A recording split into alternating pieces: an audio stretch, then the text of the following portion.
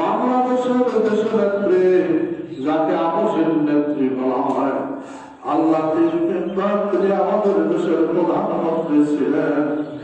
আল্লাহ মুক্তিযুদ্ধকালীন সময়ে তার স্বামী সেক্টর কমান্ডার থাকার কারণে তিনিও মুক্তিযুদ্ধের সঙ্গে অংশগ্রহণ করেছেন।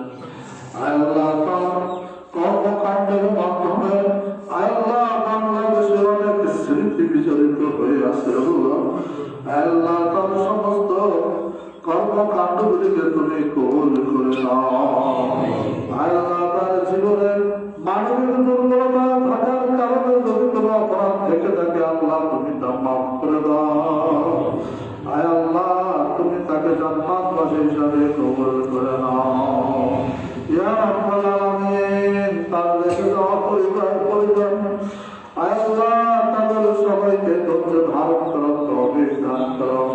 ইয়া রাব্বাল আলামিন, তোমার কাছে পরিহাস করি আল্লাহ তারা যেন এই শোককে শক্তিতে পরিণত করতে পারে আল্লাহ সেই তৌফিক দান করো।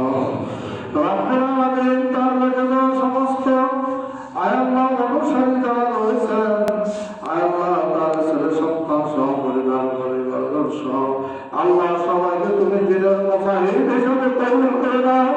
ইয়া রাব্বুল আলামিন, তাদেরকে আমরা এই দুনিয়া তোমার দিন প্রতিষ্ঠা করার জন্য তাদের শক্তিটাকে আল্লাহ আমরা কামনা করতেছি। আল্লাহ তুমি তাদেরকে দিনের পক্ষে শক্তি হিসাবে কবুল করে নাও।